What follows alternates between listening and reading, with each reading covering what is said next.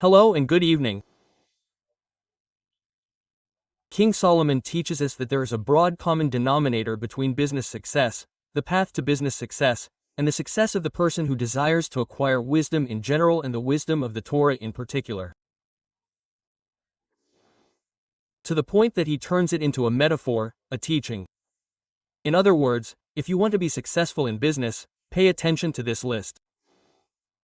If you want to acquire wisdom, acquire Torah, pay attention to the same list.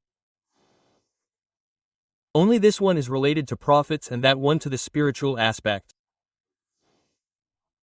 Proverbs, chapter 10, verse 4. A deceitful hand makes the poor, but the hand of the diligent makes rich. He who gathers in summer is a wise son. He who sleeps in harvest is a son who brings shame. First, we will look at the metaphor regarding business and then we will look at the teaching regarding wisdom.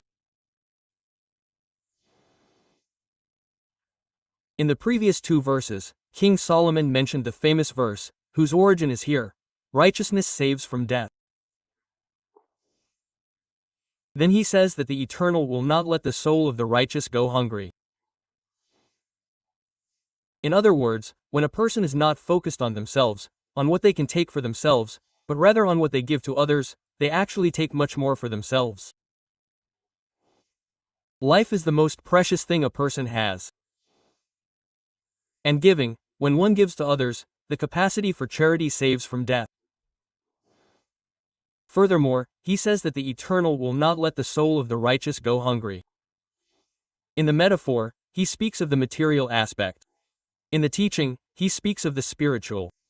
He speaks of satisfaction.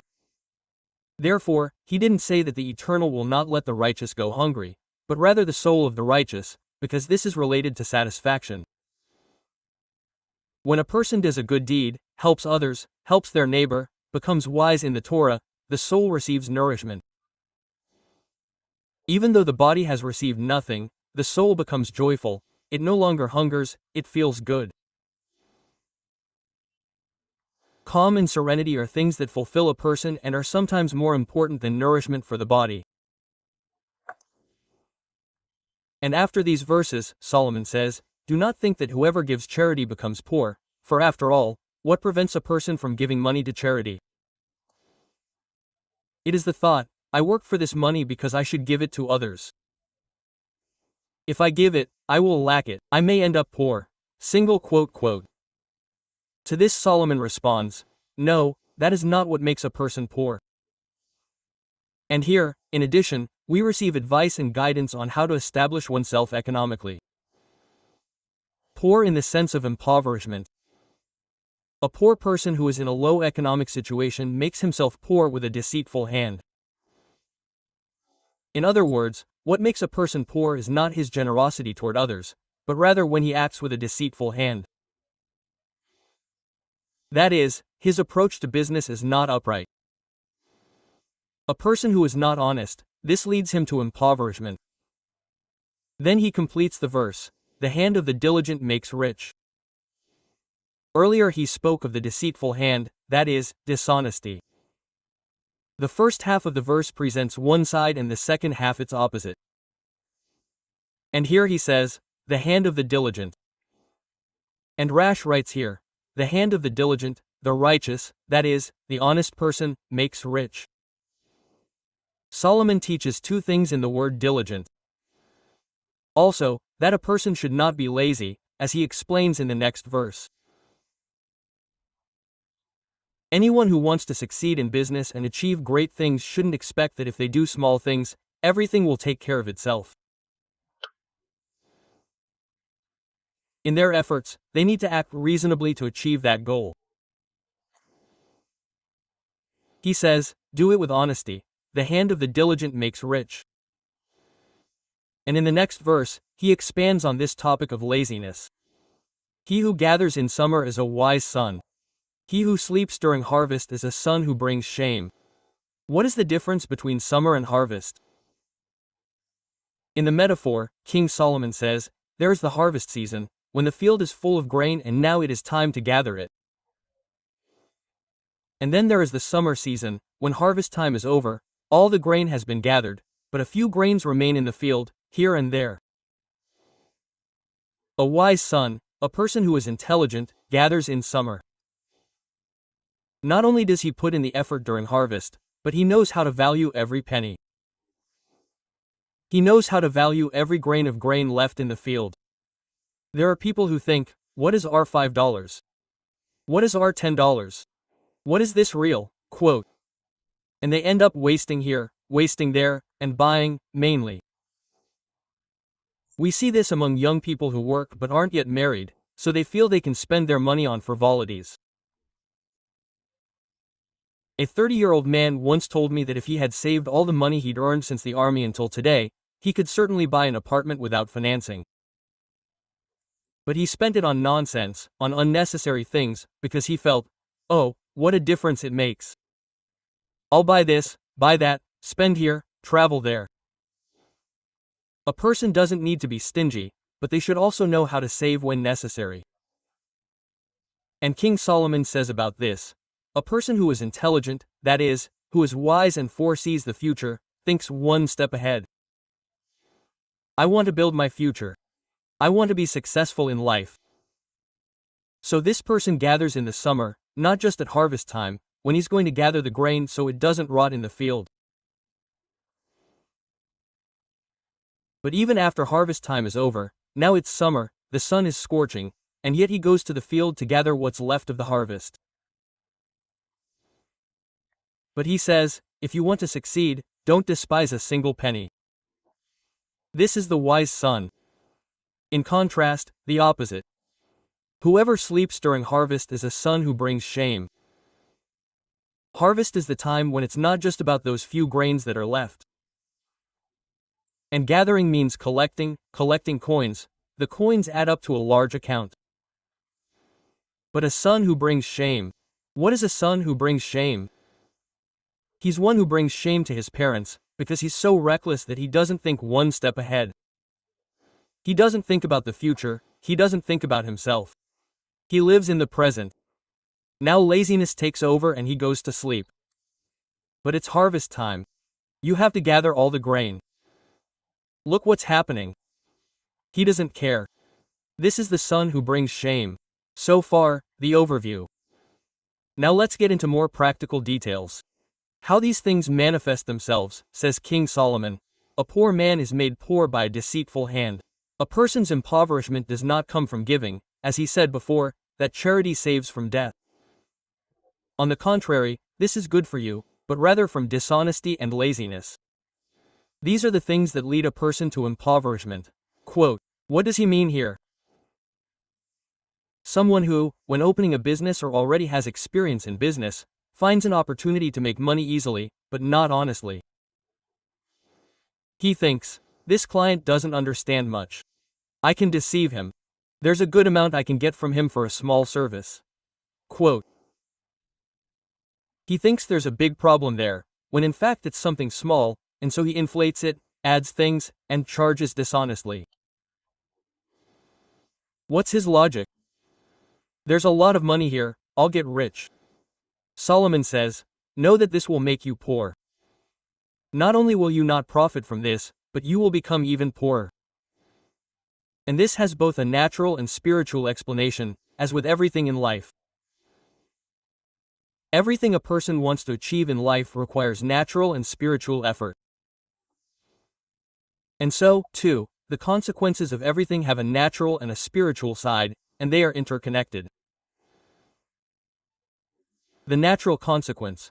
What happens to a person who, say, for 1 or 2 or 3 years has managed to deceive people and take money from them? Eventually, they discover who he is. This becomes public. They investigate him and publicly expose him as a cheat and a liar, as has always been the case. On the other hand, they show someone to be truly honest and upright. He doesn't even need an investigation published by the media. Even in the environment where he lives, the reputation begins to circulate about him that he is dishonest, that he cannot be trusted, that his word is unreliable, that the values he professes are not accurate, that he deceives people.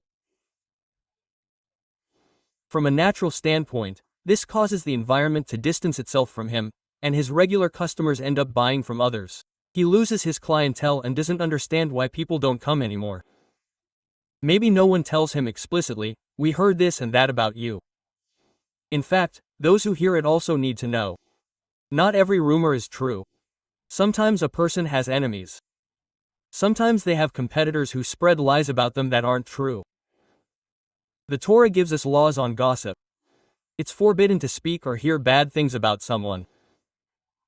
Only if you say it based on the report, and it seems to have some basis in it, so how can I ignore it?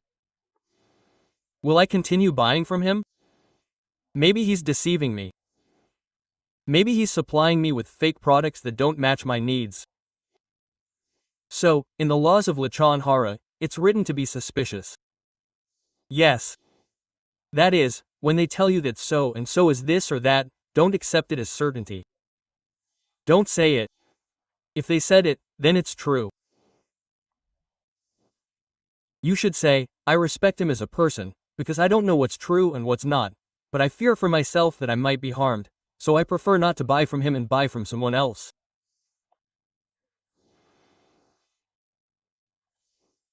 This allows a person to be suspicious, but not to make an internal decision that this person really is exactly as they say, a cheat, a liar, and a constant deceiver.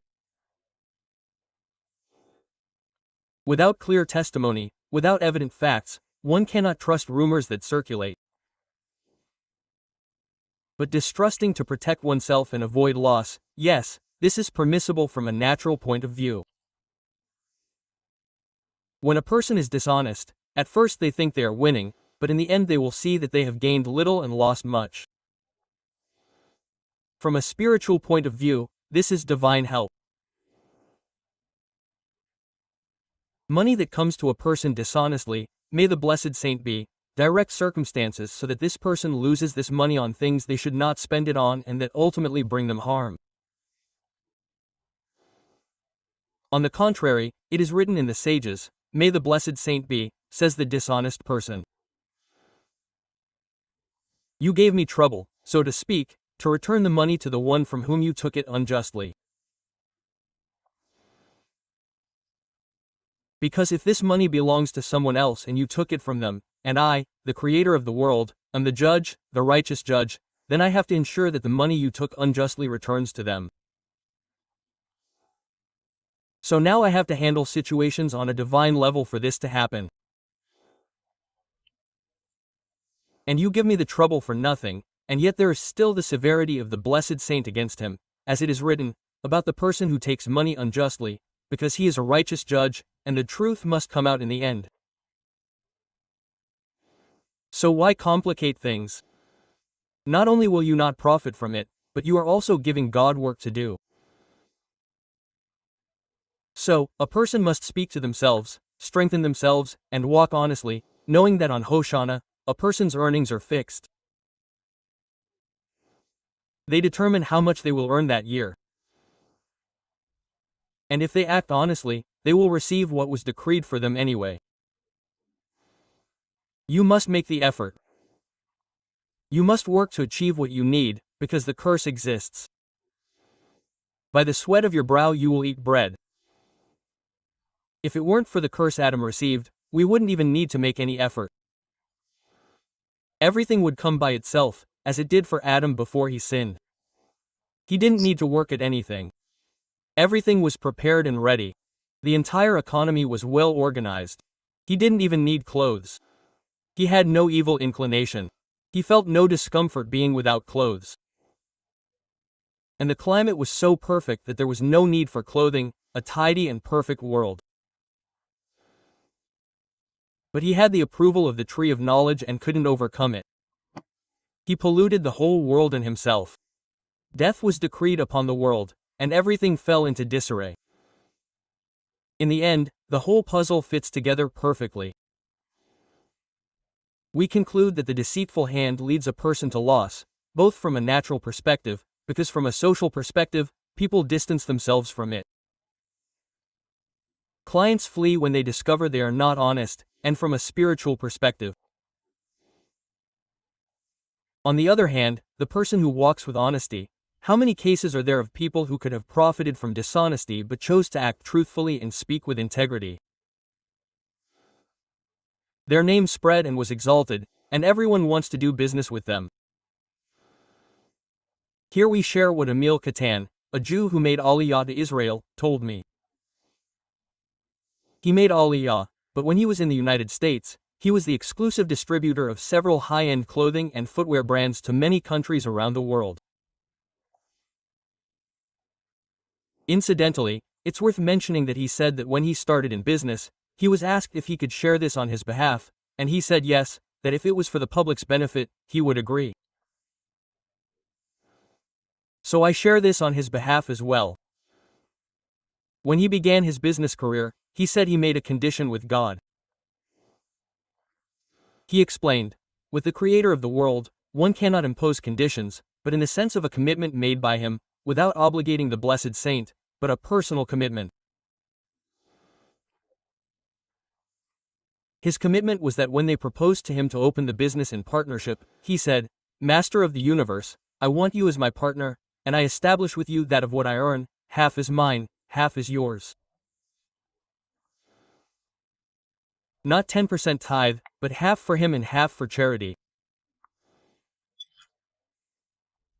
All profits, half he would donate to charity, although it is written in the law that this attitude is not suitable for everyone, as it is written that a person must donate 10% as a tithe of profits.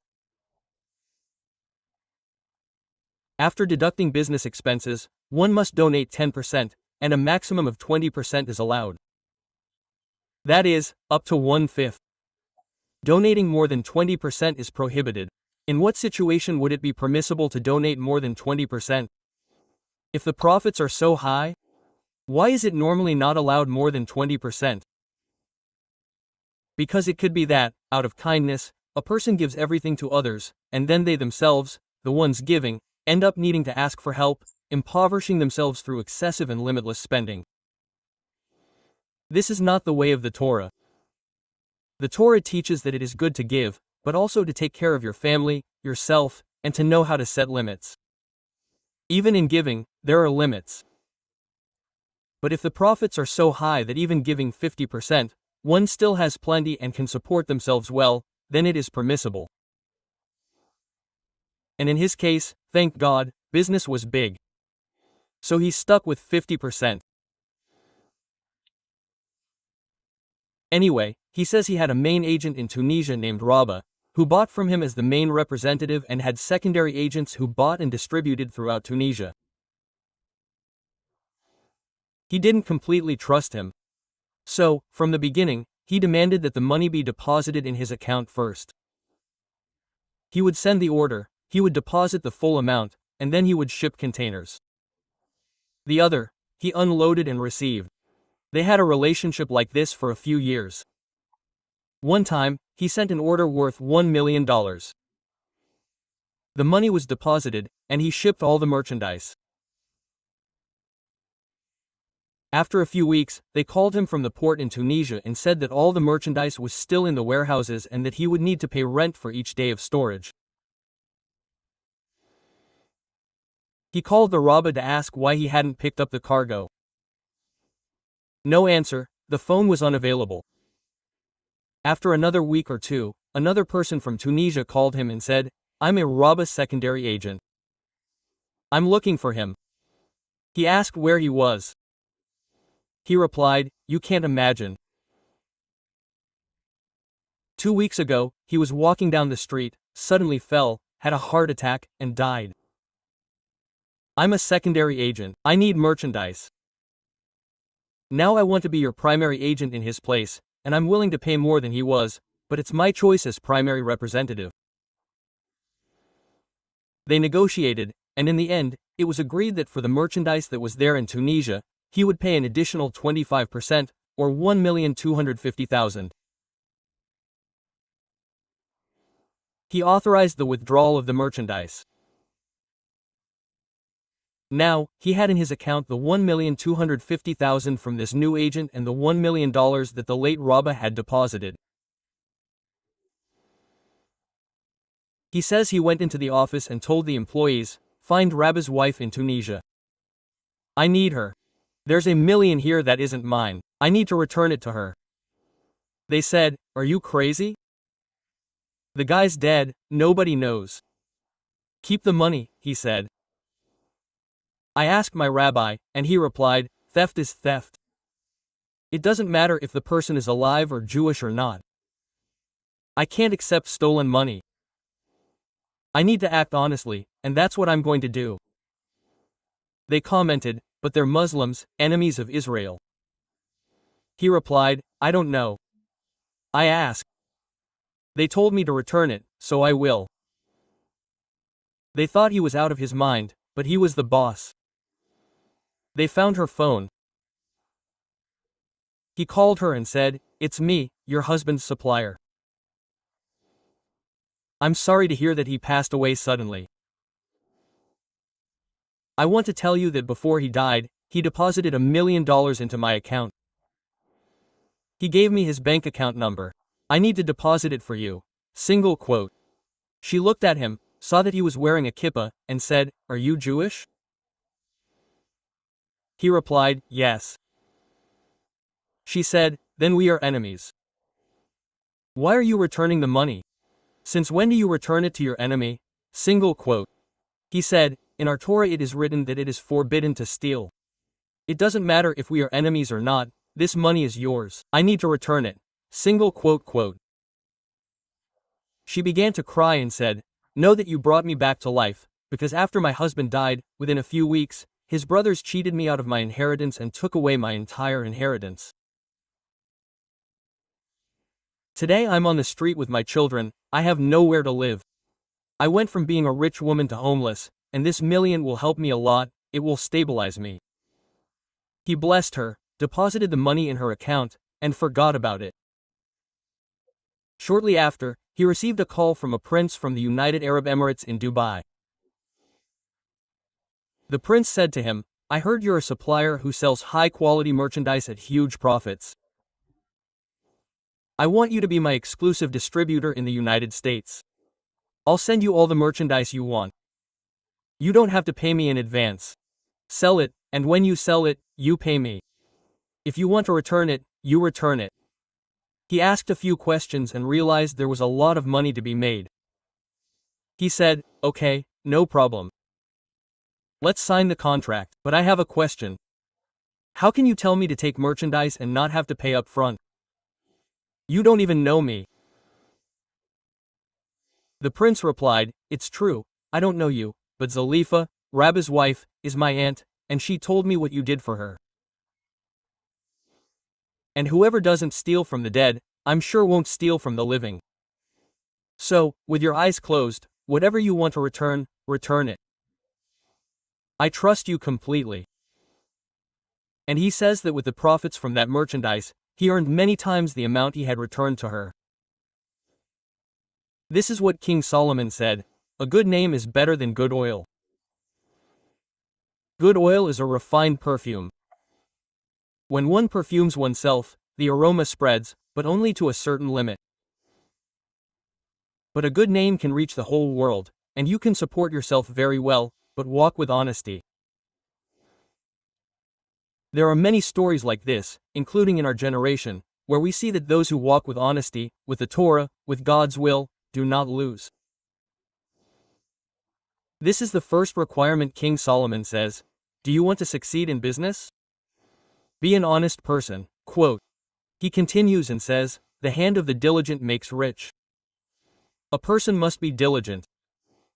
It's not enough to be honest, one must also be diligent. Diligent means the opposite of lazy, not being lazy. There are situations in which a person knows that, according to the natural paths of effort, they need to make an effort, but prefers laziness. So, don't expect to achieve great results as you desire.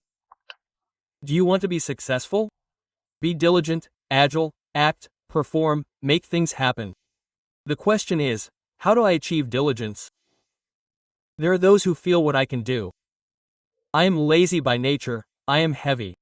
I have no motivation. I have no will. I have no desire to do and act. The answer is, What awakens diligence in a person is desire and passion. The question is, how to create desire and passion within oneself. I am speaking now of the metaphor concerning money. Then we will move on to the teaching concerning the acquisition of wisdom. How can one awaken desire and passion in the heart? First of all, what is the definition? What is the definition of desire and passion that a person has? The answer is the difference, the gap between what you have and what you need. This is the level of desire and passion you feel. Let's take an example. Let's say someone got engaged and ordered a buffet to bring the food to the wedding reception. And they agreed that the buffet wouldn't bring the bread because they wanted it from a specific bakery, so they wouldn't bring the bread. They arrive at the engagement reception wanting the party to be as successful as possible, organizing the celebration wanting everything to be beautiful, everything to be perfect. In other words, regarding the need they feel, I need everything to be perfect. They arrive at the reception and see that they didn't bring it and they forgot to buy it. And the guests will start arriving in half an hour. So there's a gap between what they have, a meal without bread, and the need. The need is for there to be bread. The gap between these two things, between what they have and what they need, is what defines the level of desire and passion. It determines how much you want, how much you desire. You can't compare the desire and passion of this. A person who will now rush to get bread for everyone. It's like someone who goes into a cafe to get a juice and doesn't care whether it's orange or grapefruit, preferring orange, but they say they don't have it. And he replies, okay, grapefruit then. Here, he accepts what's available, which isn't exactly what he wanted, but there's no passion, no great desire. When a person wants to achieve something, they need to intensify their desire and passion within themselves, so that it doesn't remain at a low level, like the difference between an orange and a grapefruit, but rather like when they arrive and see there's no bread, and soon the guests will arrive. What will it be? What will they eat? So they immediately get in the car and go from bakery to bakery until they get everything. In other words, diligence in a person, the engine that drives them to be diligent, emerges when they intensify their desire and passion to achieve what they want. And this is done through reflection. Examine how much you really feel you need it. You have what there is, but you need more. Intensify that need. The question is how to do this. How do you reach a state where a person defines for themselves that they need more or says, I don't need more? Here, in fact, it's necessary to examine the real need in each case. There are businesses where you want to be successful. This has a specific market, a certain level. And the best advice for those who truly want to bring intensity to their business is to infuse spiritual content into your economic enterprise. This also applies to employees. If you employ people and the message they receive from you is, I need you to work to generate profit for me, then fine. They will work to generate profit. But if you can make them understand that by being successful, we are doing good for many people, for example, you tell them, if we reach this goal, I will donate this amount to charity. You have now given them a spiritual value for the work they do, or even in the business itself. Are you doing something that benefits people? In the world of production, in the world of industry, in commerce, almost everything involves some kind of benefit for people. When you convey this message to employees, we're not here just to make money. We're here to do good for people. You're also talking to yourself. Rabbi Bayan Abba Shaul once said that greed for money is not a good thing. A person who lives their entire life centered around money and wants only to get rich invests too much in material things. One must make the necessary effort to support oneself, to live, and dedicate the rest of the time to studying Torah, to mitzvah, to good deeds. Not everything should revolve around money, to the point where one forgets one's wife, children, even one's own health, living only in the pursuit of money. But Rabbi Ben said he wants to get rich and whose true intention is to get rich so he can do good with that money, and he says, "For me, a modest house is enough."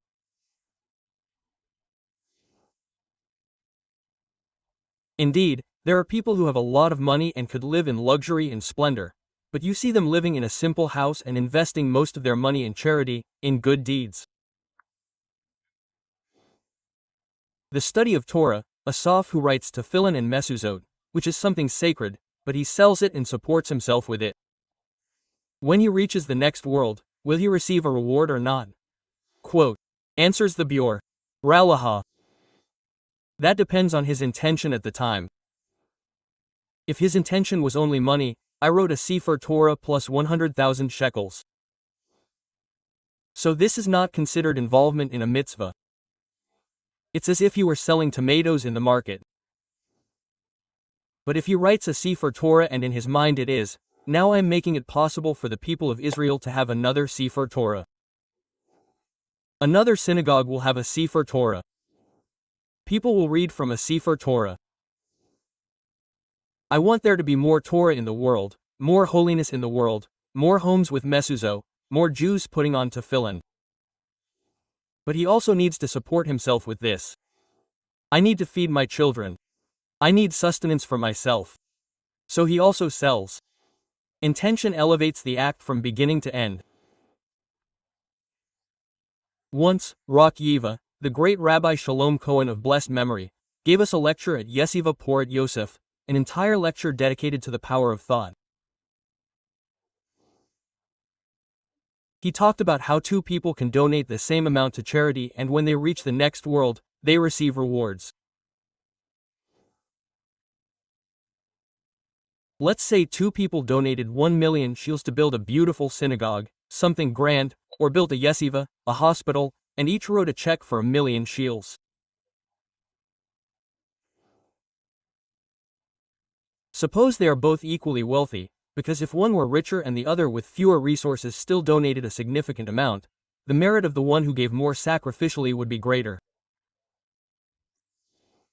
Sometimes, one person donates 1 shekel and another 1 million. And in the world to come, the one who donated 1 shekel may receive a greater reward than the one who donated 1 million. Here, everyone admires the one who donated 1 million. Congratulations! Smiles, handshakes, recognition. But in heaven, it may be that the one who donated 1 shekel receives a greater reward, because he donated 1 shekel of his bread, despite financial hardship, while the other, who has billions, didn't even feel like he donated 1 million. The Holy One, blessed be He, judges a person not according to the external actions we see, but according to their inner intention. But suppose both are on the same economic level and both donated the same amount under the same circumstances. The Rosh Yehiva said, in the world to come, one will see that he has received great reward, as is appropriate for a great mitzvah, but will realize that the other has received many times more than he. And he will ask, why are we equal? Then they will show him the thought that passed through his mind at that moment. You thought of the honor, the greatness, the name that would be engraved. That's what you wanted. The other thought of the synagogue, the nehiva, the study of Torah, the hospital that would help people. Thought elevates action. Therefore, it's important to teach ourselves to control our thoughts when we perform good deeds. Say to yourself, what do I want to achieve with this? If at first the thought arises, I want recognition, you answer yourself, what does recognition matter? It's futile. What matters is what the Creator thinks. I want the public to benefit. I want to help people. You control your thoughts and elevate the action to a higher level. The same goes for someone who goes into business. The moment they introduce a correct thought into what they're doing, they inject spiritual content into their material actions and the money they'll earn, elevating it to a higher spiritual level. This also helps them to have more motivation, to be more diligent in their activity. A spiritual person who says to themselves, "I'm going to make money, but money doesn't interest me," she ends up becoming apathetic. But if she says, "I'm going to make money because I want to do good things, I want to help," then just the fact that she inserts spiritual content into what she does elevates her action and gives her more diligence and willingness to act. When they started building Beitar Elite, where I live, right at the beginning of construction, over 30 years ago, the contractor who built some streets there met with me to discuss some issues. So I asked him, "When you build Beitar, why are you building?" He replied, "Why am I building? I'm a contractor. This is my job, my livelihood. I'm building a Beitar." I told you this teaching from Bayerhala. Know that the moment you insert the thought that you are fulfilling the mitzvah of colonizing the land of Israel, every house you build, every building, yes, that is your livelihood. But insert this thought: I am fulfilling the mitzvah of inhabiting the land of Israel. Mountains that have been deserted since the destruction of the temple. Everything here was abandoned. And now I am building the land of Israel. I am fulfilling a mitzvah. You take your action to a completely different level. By the way, it is worth noting that there is a great shortage of construction workers who, for some reason, since the founding of the state, have left all construction in Israel solely in the hands of non-Jews. It would be beautiful if Jews built the land of Israel. But nowadays, it is seen as if working in construction were something despicable. But there is no despicable work here. It is a great mitzvah to destroy the land of Israel. In Jerusalem, the Musaf synagogue, well known for many. It used to be just a small room that served as a synagogue. And today the entire courtyard has been converted into houses and synagogues. They expanded, built, and made that place a great spiritual center, filled with Torah classes, constant prayers, and activity day and night on Shabbat all the time.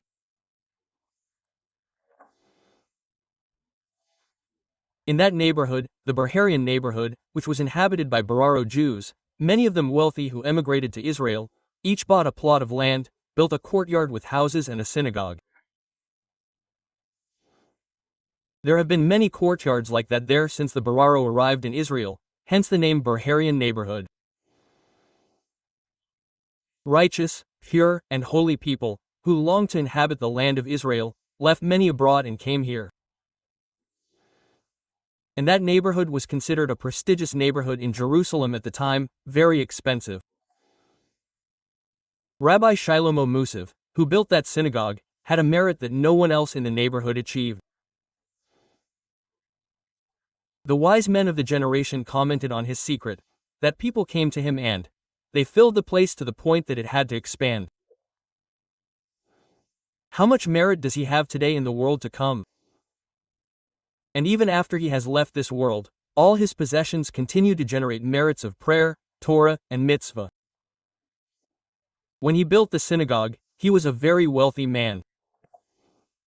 There are even photos of him wearing the traditional bereras, colorful, and elegant clothes of the time. And he was very wealthy. But when they were building the courtyard and the synagogue, there were workers working there, and he himself would go with them into the cement and mud in his work clothes. He would say, "It's God's house.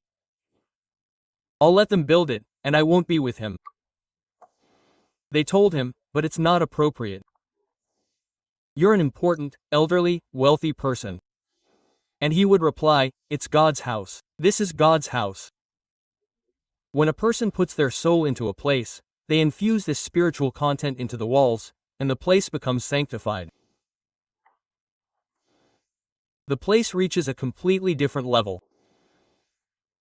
A person's thoughts, their care, their actions elevate everything.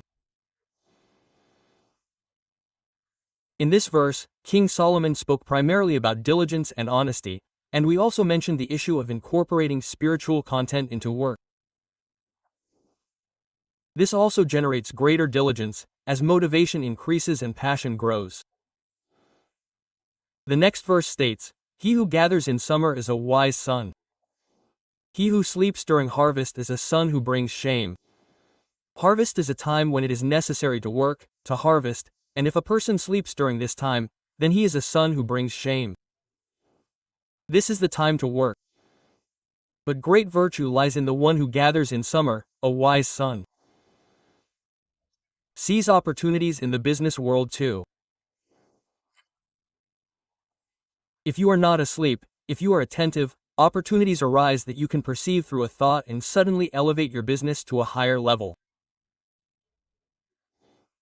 Even if you say, "It is summer, not harvest time." But even those grains that fell in the field during harvest can be used to strengthen you and achieve success.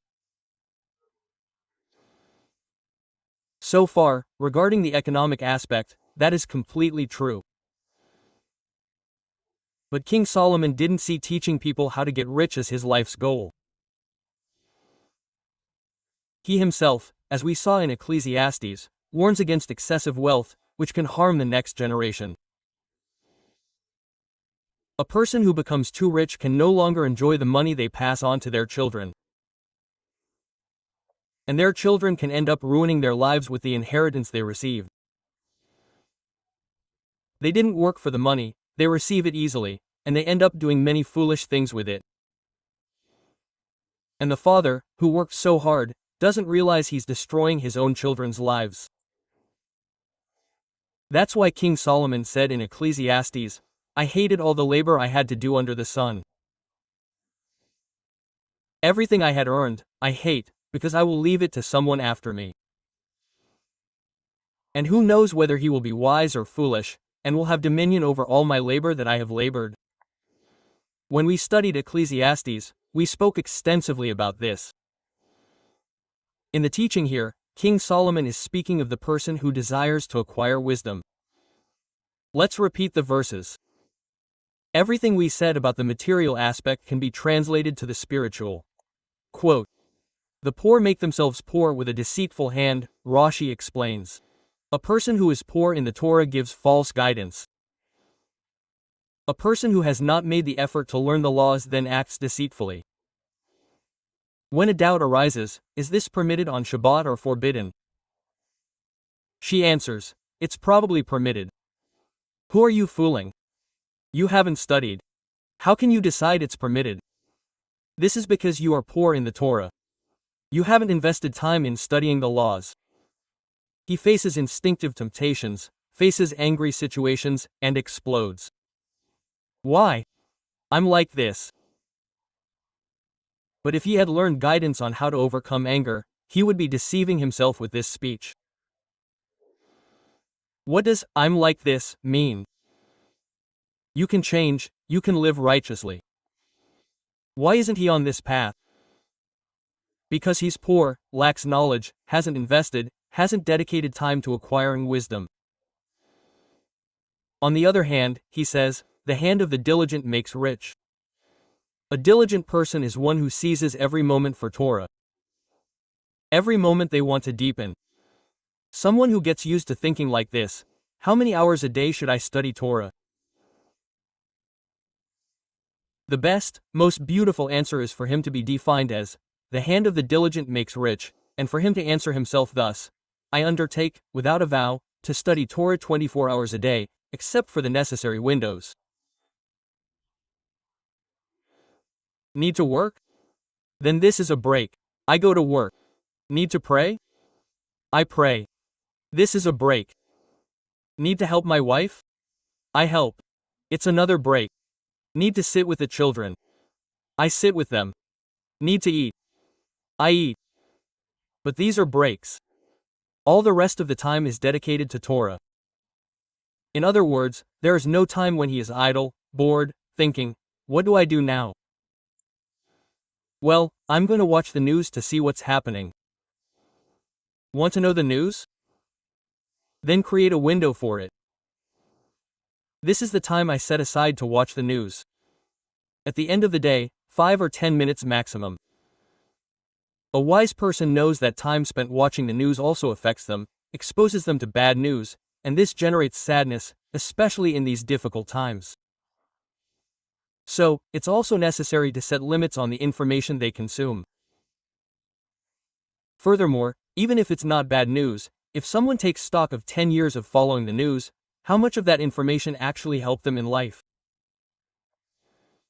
And how much was just wasted time? Dedicate that time to studying ethics, how to refine character, studying the laws of tefillin, Shabbat, and blessings.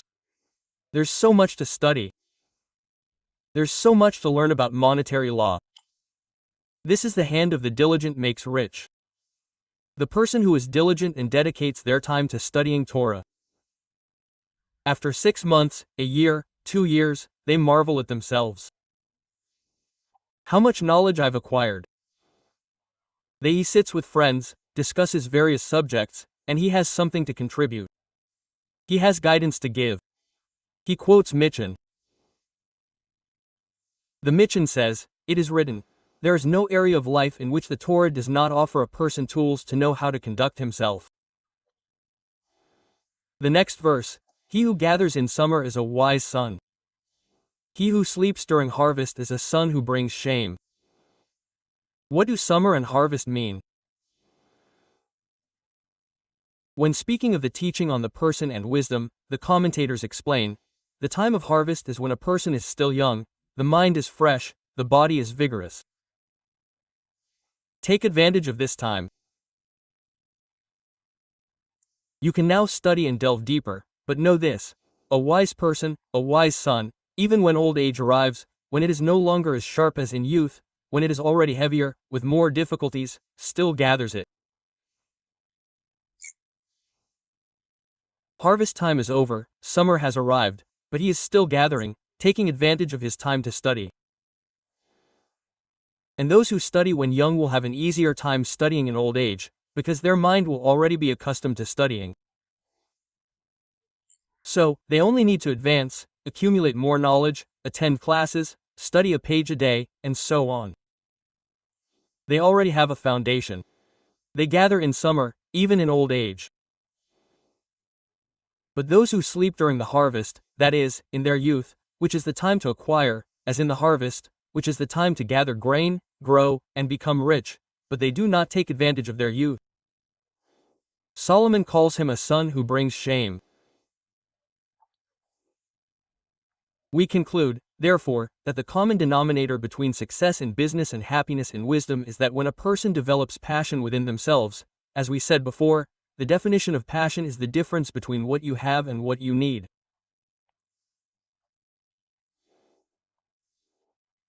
So, if a person knows, today I have such and such knowledge in Torah, I've studied some things, I know this, I know that, but where do I want to go? Then, they intensely desire to achieve this goal, this gap between what they have and what they need. It is what generates this passion, which gives them the motivation, diligence, and energy to not be lazy, to achieve that fulfillment they so desire.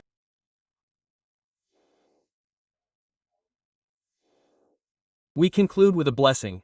May these words of Torah be for the success of all the audience here, for all who watch us wherever they may be, and may the Eternal protect the soldiers of Israel and the people of Israel, wherever they may be. Amen.